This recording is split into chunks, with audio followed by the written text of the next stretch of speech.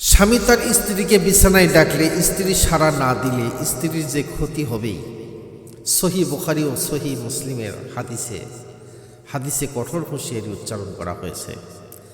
আন আবি হুরায়রা রাদিয়াল্লাহু তাআলা ক্বালা ক্বালা রাসূলুল্লাহ সাল্লাল্লাহু আলাইহি ওয়াসাল্লাম ইযা দাআর রাজুলু ইমরাআতাহু ইলা ফিরাশিহি ফাআবাত ফাবাতা গদবান আলাইহাল লানাতহাল মালাইকাতা হাত্তা তুসবিহ। আবু হুরায়রা রাদিয়াল্লাহু থেকে বর্ণিত, রাসূলুল্লাহ সাল্লাল্লাহু আলাইহি ওয়াসাল্লাম বলেছেন, যখন কোনো স্বামী তার স্ত্রীকে নিজ বিছানায় ডাকে সহবাসের জন্য আর সে অস্বীকার করে এবং স্বামী তার উপর রাগান্বিত অবস্থায় রাত্রি যাপন করে, তখন ফেরেশতারা সকাল পর্যন্ত সেই স্ত্রীর উপর অভিশাপ করতে থাকে। এটা সহিহ বুখারীর হাদিস এবং হাদিসটি মুসলিম শরীফেও আছে। দ্বিতীয় নাম্বার আরেকটা হাদিস শোনেন, কোনো নারী স্বামীর অনুমতি ছাড়া অন্যত্রে রাত্রি যাপন করে।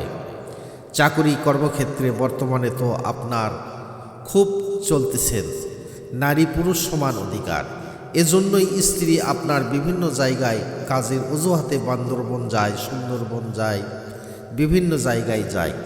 স্বামী এটাতে অসন্তুষ্ট যে আমার স্ত্রী অন্যত্র রাত্রি যাপন করবে, আর এই ঘটনা যে ঘটবে তাই আল্লাহর নবীর মুখ দিয়ে আল্লাহর 1500 বৎসর অর্থাৎ 1500 বৎসর আগে এই জাতীয় কথাগুলি আল্লাহ রসুলের মুখ থেকে বের হয়েছিলেন।